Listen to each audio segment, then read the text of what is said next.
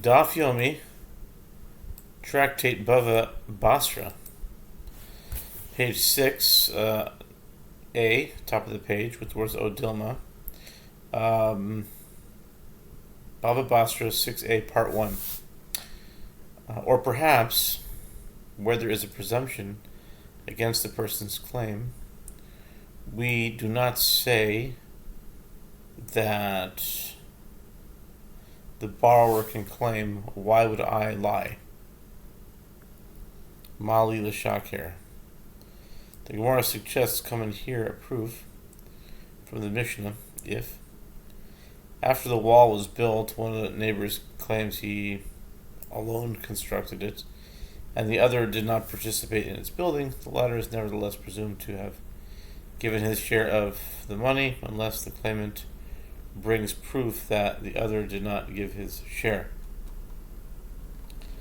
The Gemara clarifies the matter. What are the circumstances of the case? If we say that one partner demanded that the other party pay the money after the time the payment became due, in other words, after the wall was rebuilt, and the other partner said to him, I paid you at the time that the payment became due, it is obvious that he is presumed to have given him the money. Rather, is it not a case where he said to him, I paid you within the time, in other words, before the payment became due? Apparently, even where there is presumption against the person's claim, we say that the defendant can claim, why would I lie?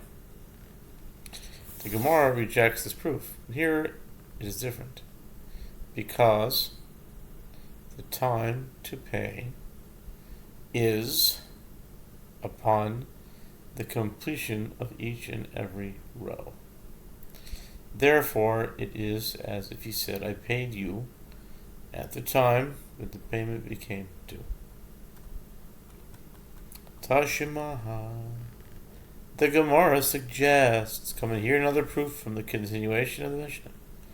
The court does not obligate the reluctant neighbor to contribute to the building of the part of the wall that is above 4 cubits. But if the reluctant neighbor built another wall close to the wall that was built higher than 4 cubits, in order to set a roof over the room that was thereby created, the court imposes upon him the responsibility to pay his share for all of the rebuilt wall, even though he has not yet set a roof over it.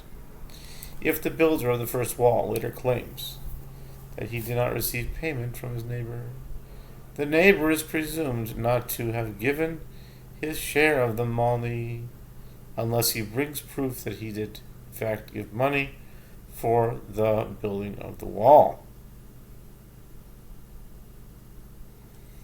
The Gemara clarifies, what are the circumstances of the case if we say one partner demanded that the other party pay the money after the time that the money became due, and he, the latter, said to him, I paid you at the time that the payment became due? Why is he not deemed credible?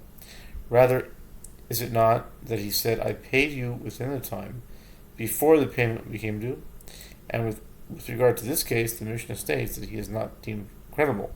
Apparently, there is a presumption against the person's claim. We do not say that the defendant can claim, why would I lie? The Gemara rejects this proof. Here it is different, since the reluctant neighbor says, who says that the rabbis will obligate me to pay for this additional part of the wall?